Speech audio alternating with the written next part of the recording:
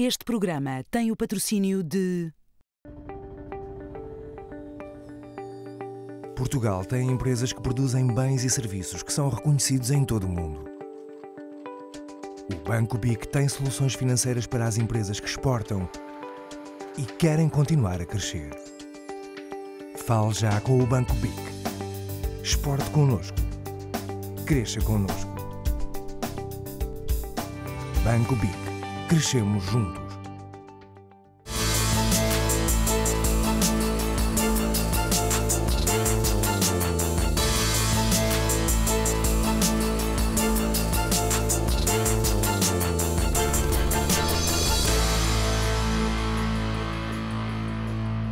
Bem-vindo ao Negócio Angola.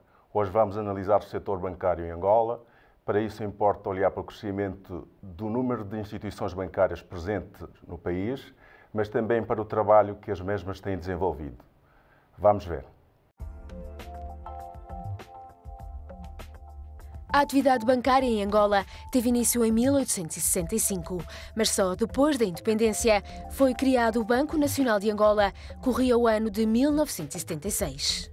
Atualmente, e a par do notável crescimento económico do país, o setor bancário angolano tem vindo a desenvolver-se de forma sustentada e bem-sucedida. Se em 2005 existiam no país 13 instituições bancárias, em 2012 esse número aumentou para 23, o que representa quase o dobro de players existentes no mercado. Só no ano de 2011 abriram 153 novos balcões, um crescimento de 18,3% face ao ano anterior. Hoje, contabilizam-se perto de 1000 balcões de instituições bancárias em Angola, o que revela a intenção de descentralizar da capital os serviços bancários, permitindo aos residentes nas províncias aceder ao setor bancário. Um dos grandes objetivos do setor bancário angolano tem sido a bancarização da população, ou seja, aumentar o número de cidadãos com conta bancária. Apesar do esforço realizado, este número mantém-se aquém do desejado pelo setor, não tendo ultrapassado os 23% da população em 2012. Outro dos temas incontornáveis quando se fala do setor bancário angolano é o trabalho que este tem desenvolvido em colaboração com o governo de Angola, no sentido de diminuir o uso do dólar americano no país, fomentando o uso da moeda nacional, o Kwanza. Por fim, e no que toca à regulação do setor, é importante destacar o trabalho desenvolvido pelo Banco Nacional de Angola durante o ano de 2012. Foi emitida nova regulamentação, respeitando a diferentes áreas, tais como sistema de pagamentos, governação corporativa, controlo interno ou auditoria externa. Para nos explicar tudo sobre o setor bancário e as suas características, convidamos o engenheiro Mira Amaral. Engenheiro, seja bem-vindo ao programa Negócio Angola. Muito obrigado. Engenheiro, como deve saber, portanto, o setor bancário em Angola está a evoluir muito, a crescente bancarização da população angolana, o acesso aos créditos, o empoderamento do Kwanza. O que é que, na sua perspectiva, portanto, acha que melhorou neste sentido? Bom, primeiro é importante dizer que o modelo de negócio do setor bancário em Angola ainda segue um pouco o modelo tradicional que havia em Portugal. Isto é, no fundo, os bancos captam recursos, captam depósitos, os bancos fazem crédito e acontece como os recursos captados são superiores normalmente ao crédito concedido, há excesso de liquidez no sistema. O ratio de transformação é inferior a 100%. Em Portugal, normalmente é superior, significa que os bancos dão mais crédito do que os depósitos que captam, em Angola ainda é inferior. E, portanto, há aqui uma liquidez sedentária que normalmente a banca angolana aplica em títulos de tesouro do Banco Central de Angola, no Banco Central de Angola, como referiu há pouco. Mas é evidente que já se começa a haver tendências para o desenvolvimento da banca de investimentos, para o corporate finance, para as parcerias público-privadas, começa a haver uma crescente tendência para haver o conceito de banca assurance, que no fundo é a ligação de seguros aos produtos bancários. Posso dizer que, por exemplo, o Banco BIC Angola está a fazer uma companhia de seguros em Angola e, portanto, começa a haver esse desenvolvimento dos seguros. E se agora lhe disser em termos mais globais, depois avançar-se-á para o mercado de capitais. Portanto, o sistema financeiro não se pode resumir ao sistema bancário. Obviamente, começa sempre pelo sistema bancário, depois vai ao sistema segurador e, finalmente, irá ao mercado de capitais. Mas o número de bancos tem aumentado, A noção que eu tenho é que o número de bancos andará por 24 bancos neste momento. A taxa de bancarização andará entre os 23% e os 25%, significa que 23% e 25% da população angolana apenas é que está bancarizada, o que significa que há aqui um potencial de crescimento para os bancos, porque pouca população ainda está bancarizada. Em todo caso, este número crescente de players vai pôr problemas, de facto, de rendibilidade aos bancos que estão instalados. Quando entram mais players, o que é que se já está a sentir? Uma diminuição das margens nos bancos angolanos, e isso significa que a rentabilidade para o acionista, o famoso return on equity, designação anglo-saxónica, tem tido alguma baixa. O retorno sobre os ativos, do chamado return on asset, também tem tido alguma baixa, porque aumenta o número de concorrentes, a concorrência intensifica-se, a pressão para diminuir margens existe. O que é que isto vai dar lugar, fatal, inevitavelmente, é que o mercado começa a atingir maior maturidade. Quando o mercado começa a atingir maior maturidade, aqueles bancos mais pequenos, que têm problemas de escala para captar recursos e para ter economias de escala, obviamente que esses bancos mais pequenos vão ter dificuldades e, portanto, para mim, é inevitável que esses bancos mais pequenos, que são, eu diria, como já aconteceu em Portugal, que são marginais no sentido físico do termo em relação ao sistema, haverá aí algum processo de consolidação também do sistema bancário angolano, com os bancos maiores, mais dimensionados, a comprarem e integrarem bancos mais pequenos, e como aconteceu em Portugal também, certamente, o próprio regulador supervisor terá interesse nessa matéria para que esses bancos pequenos não venham criar problemas, os chamados riscos sistémicos ao sistema bancário. Mas devo dizer que o sistema bancário angolano tem dado um notável contributo para o desenvolvimento económico e social de Angola, que vai continuar a dar. Com má liquidez sedentária, isso significa que não há problemas para investimento dos projetos, haja bons projetos. O que muitas vezes não acontece, não aparecem, são os bons projetos para a banca apoiar. E neste contexto, devo dizer que o Banco BIC Angola tem uma posição muito importante, porque a noção que tenho é que o Banco BIC Angola é o banco privado com o maior número de agências fora do país, terá neste momento já cerca de 200 agências. Muito bem. E fora de Luanda, é o banco privado com o maior número de agências. Correto. E, portanto, o Banco BIC Angola tem hoje uma cobertura nacional muito grande. É o banco número 1 dos importadores angolanos, o que para mim é útil em Portugal, porque como daqui nós exportamos para Angola, se o Banco BIC Angola é o número 1 dos importadores angolanos, eu nas exportações para Angola tenho no Banco BIC português uma cota de mercado que é superior à minha cota natural de mercado, porque apanho a boleia de Angola, o meu parceiro natural, ser o número 1 em termos de banco importador. Por outro lado, uma coisa que é impressível no sistema bancário angolano é que, se for ver, vocês em Angola já têm as tecnologias de informação que nós temos em Portugal. Correto. Tudo o que se chama, tudo o que são cartões, tudo o que são os ATMs, tudo o que são os terminais de pagamento, tudo o que são internet banking, vocês já têm em Angola, e desculpe-me alguma falta de humildade, mas acho que a banca portuguesa contribuiu muito para o desenvolvimento era isso que eu ia perguntar agora ao engenheiro. Do vosso sistema bancário. Qual o papel que o engenheiro acha que a banca portuguesa tem no desenvolvimento do setor bancário angolano? Teve um papel muito importante, e aí é justo referir, por exemplo, o Dr. Fernando Teles, que já fez 2 grandes bancos em Angola. Fez o serviço do grupo BPI, em que eu era administrador, foi aí que eu conheci. Fez o Banco de Fomento de Angola em 92. Em 2002 era um grande banco do sistema bancário angolano. Depois um conjunto de empresários e acionistas portugueses e angolanos foram-no buscar, e em 2005 ele arrancou com outro grande banco, que é o Banco BIC Angola, e portanto ele já fez 2 grandes bancos em Angola. Foi um homem que, a meu ver, com o know-how que adquiriu na banca portuguesa, contribuiu decisivamente para a modernização do sistema bancário angolano. O problema que vocês têm já não é o uso de tecnologias de informação, é o problema que as vossas redes públicas, como acontece sempre em mercados emergentes, designadamente telecomunicações fixas, ainda funcionam mal. E, portanto, eu já não vejo na operação móvel com um magnífico operador como o Unitel dificuldades, mas vejo nas comunicações fixas, quer de voz, quer de dados, quer de internet, dificuldades nas comunicações fixas. Portanto, não são as tecnologias de informação que os bancos têm, porque já essas são idênticas às que nós temos em Portugal, é de facto aí a rede pública, nesse aspecto, funciona pior. E depois, o que eu vejo quando vou a Angola, e é a minha experiência real nos bancos angolanos, ainda há maior presença física da população nos balcões, já não há tanto em Portugal, porque nós, portugueses, já utilizamos tudo aquilo que é transação automática, utilizamos a máquina e não vamos aos balcões. E, portanto, penso que em Angola ainda é assim também. Já começa a ser, mas ainda se vê uma dimensão e às vezes filas de espera nos bancos, que já não é usual em Portugal. Sim, sim. Nós já estamos no problema, é como é que ocupamos as agências, que às tantas já não têm lá clientes dentro. Se calhar também é uma questão, engenheiro, da cultura dos angolanos, tanto depositarem dinheiro, abrirem contas bancárias. Isso devo dizer que ainda acontece em Portugal, no interior do país, geralmente no Banco Público, Caixa Geral de Depósitos, que eu já fui gestor da Caixa Geral de Depósitos.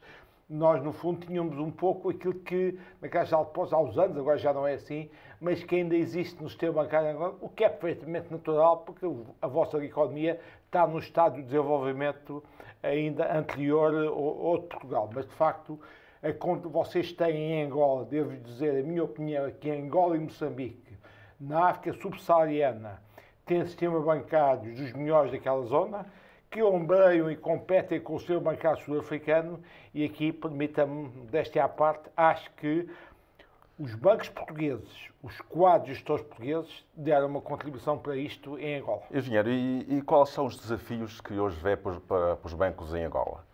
Bem, os bancos em Angola é evidente que têm que melhorar o serviço ao cliente. E, aliás, com esta concorrência entre vários bancos, está-se a assistir uma maior pressão dos clientes por exigir maiores níveis de satisfação dos bancos, senão a lealdade não existe e mudam de bancos. Correto. Têm que melhorar os serviços aos clientes, têm que evoluir para produtos e serviços mais customizados, isto é, não é de banda larga, serviços e produtos mais dirigidos às necessidades específicas de cada cliente. Como eu me compreende, um cliente de 25 anos procura crédito de habitação, vai futuramente procurar produtos de poupança de reforma para assegurar a sua reforma. Correto. Um cliente de 60 anos, não é aos 60 anos que vai resolver o problema da habitação ou da reforma. Portanto, um cliente de 60 anos já quer mais depósitos e menos produtos destes, quer rendimento para as suas aplicações. Portanto, isso vai evoluir. Ainda acho que há em Angola alguns tempos excessivos na execução de transações e ordens de pagamento, que tem que ser melhorado. Ainda, na sequência do que eu disse há pouco, vejo em alguns sítios tempos excessivos de espera por atendimento nas agências. Isto é um problema também cultural, porque as pessoas estão habituadas a ir à agência. Quando, certo, há algumas pessoas que estão nessas filas, eu estou convencido que já resolveu o problema no ATM. Exatamente. Ou no internet banking, que é um problema de mentalidades. Não é que os bancos estão já apetechados com os equipamentos. Correto. A minha experiência na Caixa Geral de Depósitos em 2004 é que eu tive que arranjar uma espécie de hospedeiras à entrada dos balcões para que os clientes mais velhos, não se passa com a população jovem, os clientes mais velhos fossem atendidos e fossem dirigidos para as máquinas em vez de irem para os balcões. E, portanto, é uma questão de mentalidade. Cita alguma dificuldade no acesso ao crédito por parte dos particulares. Correto. Naturalmente, há uma baixa literacia financeira em termos de produtos e serviços. Repare que em Portugal a confusão que houve entre fundos imobiliários e depósitos a prazo, com os clientes a queixarem-se que lhes tinham convencido, tinham feito um depósito a prazo e quando eram por ela tinham fundos imobiliários, já existiu há pouco tempo, portanto é compreensível que em Angola ainda há alguma baixa literacia, mas há três coisas que para mim, de facto, são bastante impressíveis. E em relação a relação entre o Banco Central e os bancos privados, acha que as coisas estão no bom caminho, está tudo a correr muito bem? A noção que tenho é que vocês têm no Banco Nacional de Angola uma excelente equipa, a nível da África, gente muito qualificada. Começa logo pelo governador, o Dr. Massano, que veio da banca comercial, portanto é um regulador supervisor. Correto. Com experiência da banca comercial, que às vezes em muitos países não acontece, e depois a gente vê as dificuldades que os bancos centrais têm para poder o funcionamento da banca comercial. Portanto, vocês têm um homem como governador, na sequência de outros excelentes governadores que tiveram, que é um homem que conhece perfeitamente a banca comercial. Os contactos que eu fiz em Angola, porque eu não estou a gerir um banco angolano, estou a gerir um banco em Portugal, mas em Angola, é que vocês já têm nos vários departamentos técnicos de elevada qualidade e em algumas matérias que estão agora a chegar em Angola, como veja, toda a questão da lavagem de dinheiro. Correto. Do combate contra movimentos de dinheiros que venham de coisas terroristas, tudo aquilo que já tem na Europa, as questões de auditoria, de compliance, de segurança informática e não só, isso está a chegar a Angola e eu acho que aí tem havido dois bancos centrais que têm contribuído para isto.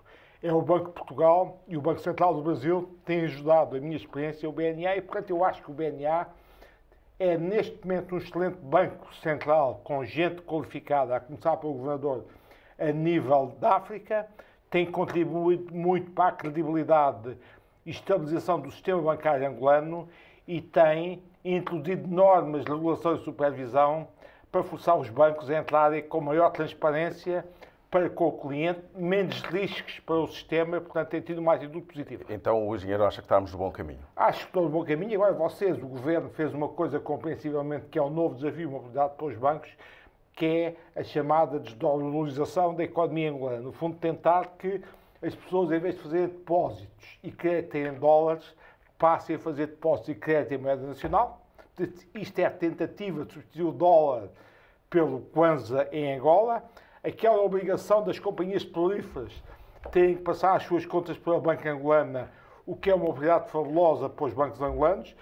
Aquilo que aconteceu, que foi uma oportunidade, por exemplo, para o Banco BIC Angola, quando vocês em Angola deixaram de obrigar os pagamentos aos funcionários públicos e todos os movimentos do setor público a passarem pelo banco público e os bancos privados poderem fazê-lo, o Banco BIC Angola aproveitou logo para começar a trabalhar com os funcionários públicos angolanos. Acho que foi uma oportunidade que a banca teve e, portanto, acho que isto são oportunidades e aquela também da baixa taxa de bancarização, tudo isso são oportunidades de crescimento para a banca angolana. Portanto, a banca angolana ainda vai crescer muito, só que aumentando o número de operadores, como lhe disse, as margens têm tendência a diminuir e aqueles concorrentes mais pequenos, obviamente, que vão desaparecer do sistema, como é óbvio.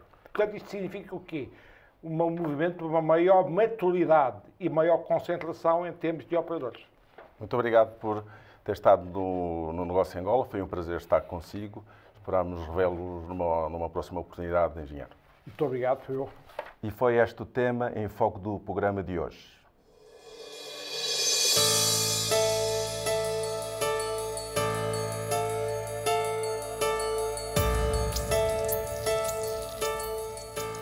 No espaço de aconselhamento damos respostas às suas perguntas. O tema de hoje é como preparar quem vai trabalhar para Angola. E para responder às questões que o tema levanta, convidamos Pedro Rodrigues. Pedro, bem-vindo ao Negócio Angola. Obrigado pelo convite, antes de mais. Obrigado, agradecemos nós. Pedro, deve saber que existem várias empresas portuguesas que vão para Angola. Queríamos, como o tema está em foco, saber como preparar as pessoas para irem para Angola, que dificuldades as pessoas podem encontrar em Angola para trabalhar, portanto, que documentos são necessários para viajar em Angola. Na sua experiência, o que é que lhe apraz dizer? Nós sabemos que cada vez mais é difícil as pessoas integrarem-se noutro meio, seja em Portugal, seja para fora. Nomeadamente, neste caso concreto, estamos a falar de Angola. E é completamente diferente uma pessoa estar a trabalhar em Portugal e passar para Angola. É óbvio que é importante que haja aqui, de facto, uma grande postura por parte das empresas que contratam no que diz respeito a explicar, de facto, como é que as coisas funcionam em Angola e perceber que são realidades completamente distintas. Nós sabemos que cada vez mais, tendo em conta o que se passa também em Portugal, o mercado angolano é um mercado interessante para os portugueses, pelas oportunidades que existem, e é nesse contexto que nós tentamos preparar os nossos candidatos para que vão, neste caso concreto, o mais preparados possíveis para essas novas oportunidades. E é nesse contexto que falamos essencialmente aqui com os candidatos para tentar perceber e explicar que tipo de documentação aqui é necessário. É importante que as pessoas tenham noção que a realidade é completamente diferente. Passa desde a escolha de onde é que vão residir, ou seja, quer dizer, depende muito se o projeto que tem é um projeto para Luanda, centro, ou se é um projeto para fora. Por exemplo, a escolha de casa, que é algo importante nós definirmos e que nem sempre as pessoas pensam. É verdade que cada vez mais a maioria das pessoas que vão contratadas através da Eleves para outros clientes são pessoas que vão estar já com as condições salariais acordadas, com o número de viagens, com a alimentação paga, com a estadia paga. No caso concreto de pessoas que não têm estas condições associadas, é fundamental perceberem que em Luanda, por exemplo, a questão do trânsito é uma questão bastante frequente, não é? Uma pessoa, se vai trabalhar no centro de Luanda, é fundamental que essa pessoa, se calhar, resida no centro de Luanda, não é? Correto. Pois, obviamente, temos aí alguns constrangimentos no que diz respeito ao tipo de habitação. Se residir fora de Luanda, se residir na periferia, obviamente que as condições que terá serão muito melhores, mas, por outro lado, demora muito mais tempo a chegar ao E, emprego. Pedro, temos também aqueles casos que muitos portugueses viajam para Angola sem visto de trabalho para trabalhar. Acha que é correto esta atitude de cidadãos portugueses irem para Angola sem visto? Não, sinceramente, obviamente que é algo que nós não aconselhamos. Porque Normalmente eles dizem que depois de chegarem em Angola conseguem resolver a questão do exatamente, visto. nem sempre é assim tão fácil, nem sempre é assim tão fácil. As oportunidades efetivamente existem, mas conhecer a realidade, perceber quais são os principais players do mercado e perceber efetivamente as oportunidades, até conseguir concretizar uma oportunidade pode demorar algum tempo, não é? É importante que as pessoas tenham a perfeita noção que faz mais sentido abraçarem um novo projeto profissional quando de facto existe essa oportunidade concreta, não é? Não é estar a fazer essa mudança e ter um visto ordinário, por exemplo, ou um visto de turismo e estar em Angola durante 30 dias e tentar encontrar emprego. Ou visto de trabalho, não é? Exatamente, e não conseguir, ou o visto de trabalho. Embora o visto de trabalho, obviamente, coloca aí algumas restrições para termos o visto de trabalho. Correto. Temos aqui algumas E restrições. quais são essas? Conhece Sim, normalmente é necessário termos um contrato de trabalho? um contrato de trabalho é fundamental. É necessário termos também algumas fotografias, 2 fotografias tipo passa-cores. Correto. É necessário também termos o registro criminal, como é óbvio. É E as importante. pessoas podem viajar sem um visto de trabalho, portanto, sabendo que vão trabalhar para Angola, podem antecipar a sua viagem sem o visto sair ou ter uma pré-autorização do visto? Também acha normal ou aconselhável as pessoas terem esta atitude? De todo é aconselhável porque, independentemente de estarem preenchidos os requisitos que são solicitados por Angola para que possa ter o visto de trabalho, pode haver alguma questão e pode ser negado o visto. Portanto, não faz sentido a pessoa fazer essa deslocação para Angola, para Luanda, e depois não ter as condições necessárias para poder trabalhar, não é? E custos em Angola, para alguém que queira viajar hoje para Angola, tem noções do custo? Quanto custa um cidadão português residir em Angola e trabalhar? Casa, alimentação, transportes, seguros de saúde, assistência médica, viagens? É efetivamente uma realidade completamente diferente daquela que temos em Lisboa, por Correto. exemplo. Certo? O que nós sabemos é que, por exemplo, se residir no centro de Luanda, se calhar as condições e as habitações que vão ter vão ser completamente diferentes, ou seja, não há habitação nova, pelo menos não lhe direi para alto, médio, quer dizer, não existe efetivamente aí uma grande oferta. Claro. Isso implica que, por um lado, as pessoas têm de ter também algum cuidado na seleção da casa que querem, não é? Eventualmente, por exemplo, a questão de ter um gerador é fundamental e é importante que as pessoas tenham essa noção. Eventuais obras que sejam necessárias efetuar na habitação, as pessoas têm de ter essa noção que são as próprias pessoas que terão de fazer essas obras caso seja necessário, enquanto que se estiver fora, obviamente que o valor vai disparar. Podemos falar de 6 mil, 7 mil dólares, por exemplo, por um T2, T3, exatamente. E aqueles casos que muita gente está a trabalhar em Angola, tem o contrato de trabalho, mas tem uma família em Portugal, quer levar a família para Portugal, também pode fazê-lo? Pode fazê-lo. Sem os devidos requisitos, ou um visto, por exemplo, de residência para a família, ou deve requerer isto antes? Sim, é necessário que faça esse requerimento. De qualquer forma, o facto, por exemplo, de ser casado, obviamente facilita a integração. Porquê? Porque o visto de trabalho, imagino que uma pessoa tem visto de trabalho e já está a trabalhar em Angola. Obviamente que, sendo casado, ficará associado a esse visto de trabalho desse trabalhador que já lá está. E, nesse sentido, aí pode, obviamente, procurar umas novas oportunidades. Agora, a questão de a família ir, por exemplo, falou desse tema, mas imagino que uma pessoa encontra um emprego em Angola, vai para Angola, não aconselhamos que leve logo a família. Não é? Já falámos sobre isso, a questão de não é possível também. Questões culturais também completamente diferentes e, portanto, não faz sentido haver essa deslocação das mesmas pessoas. Simultâneo. Exatamente, em simultâneo. Acho que é fundamental. Pedro, foi um prazer tê-lo em Negócio Angola. Esperamos vê-lo em outras oportunidades. Obrigado pelo convite mais uma vez. Negócio Angola dá respostas às suas questões todas as semanas. Envie-nos um e-mail ou contacte-nos através do Facebook.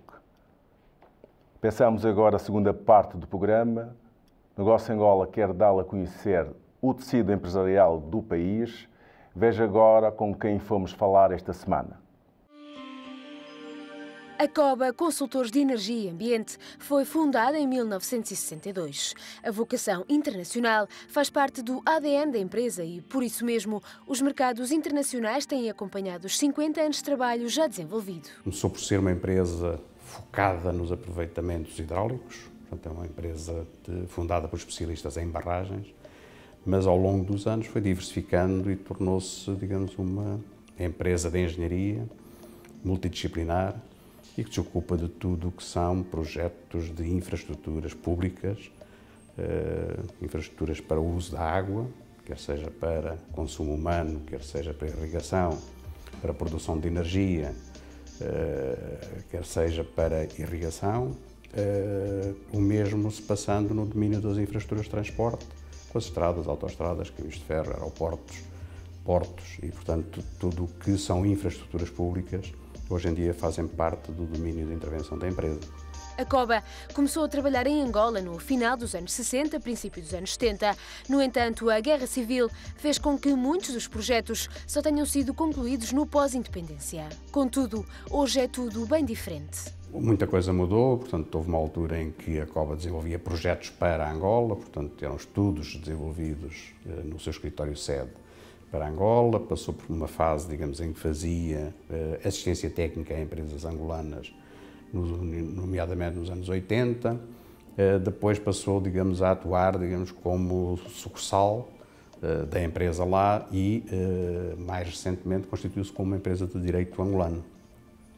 Entretanto, digamos, ao longo destes anos, e fruto do aumentar da confiança e da relação, digamos, estabelecida com as autoridades angolanas, portanto, a empresa foi ganhando, digamos, maior protagonismo, digamos, e maior responsabilidade em termos do desenvolvimento de infraestruturas, o que levou a que tivesse havido uma entrada no capital da COBA por parte de acionistas angolanos, que hoje em dia detém uma parte significativa, maioritária, do capital da empresa. Portanto, hoje em dia a empresa é uma empresa internacional, de origem portuguesa, mas que atua, digamos, em várias geografias e, portanto, assenta o seu desenvolvimento no desenvolvimento das competências num triângulo que passa pela África Austral, passa pela Europa, Norte da África, considerando aí, digamos, como um vértice do triângulo, e América do Sul. Portanto, estamos a desenvolver, digamos, esta parceria no sentido de intensificar as relações com os países, nomeadamente em África e América Latina. Com experiência e projetos desenvolvidos em mais de 30 países, a COBA está habituada a trabalhar com diferentes culturas e costumes. A aposta na criatividade, dinamismo e formação de qualidade dos seus colaboradores são alguns dos princípios da empresa e que têm simplificado trabalhos que à partida se mostram difíceis. É fácil, como é fácil trabalhar em muitos outros sítios. Portanto, é preciso termos, digamos, uma cultura na empresa, que é uma cultura que neste caso está enraizada, de trabalhar em meios diversos, meios físicos, culturais, diversos e, portanto, estamos preparados para a diferença e estamos preparados para enfrentar dificuldades e ultrapassá-las, sendo criativos, sempre, digamos, na busca da melhor solução. Temos um misto, digamos, entre pessoal mais especializado, pessoal mais experiente, pessoal que está fazendo a formação, digamos, dentro da empresa. Portanto, nós, neste momento, temos a operar em Angola 68, 69 técnicos, dos quais perto de metade são nacionais angolanos. Não é, digamos, fácil, digamos que o mercado de Angola é um mercado com um dinamismo muito forte, portanto, com muitas iniciativas, com muitos investimentos e, portanto, o pessoal especializado, digamos, não é relativamente escasso, mas, portanto, a empresa tem conseguido, digamos, ter um equilíbrio, digamos, nessa repartição e tem feito um esforço, obviamente, digamos, para agregar técnicos em Angola, angolanos, agregar técnicos moçambicanos em Moçambique. O mesmo faz no Brasil, portanto, a lógica da empresa é ir criando competências nas geografias onde está, nas geografias onde opera de uma forma permanente e desenvolvendo assim também a própria capacidade de resposta de uma forma mais global. Atualmente, e devido à redução drástica de atividade no mercado português, os trabalhos desenvolvidos dentro das fronteiras angolanas já representam mais de 50% do volume de negócios da COBA, uma aposta com mais de 40 anos, cujas raízes são para ficar. E chegamos à sua agenda de oportunidades com eventos que podem contribuir para potenciar o seu negócio. Tome nota. A Associação de Estudantes Angolanos em Portugal, com o apoio do Ministério da Hotelaria e Turismo de Angola, vai promover no próximo dia 8 de março o primeiro Fórum de Turismo Angola em Portugal. O evento, que irá decorrer na Universidade Lusófona, pretende divulgar o plano diretor do turismo em Angola, a evolução do setor e ainda divulgar a gastronomia, cultura, clima e pontos turísticos do país. Para mais informações sobre o fórum e para fazer a sua inscrição, envie e-mail para forumturismoangola2013@gmail.com. Já estão abertas as inscrições para os expositores que quiserem marcar presença na 31ª edição da FILDA, na Feira Internacional de Luanda. Este é o maior evento comercial de dimensão internacional em Angola, tornando-o numa excelente oportunidade para consolidar marcas, mas também para dar a conhecer novas empresas. O certame acontece em julho, entre os dias 15 e 20, mas os expositores têm de fazer as inscrições até ao próximo dia 23 de maio, através do site www.fil-angola.co.ao. Negócio Angola volta com mais informação e análise já na próxima semana. Até lá, acompanhe-nos nas redes sociais. Contamos consigo, tenha uma boa semana e bons negócios.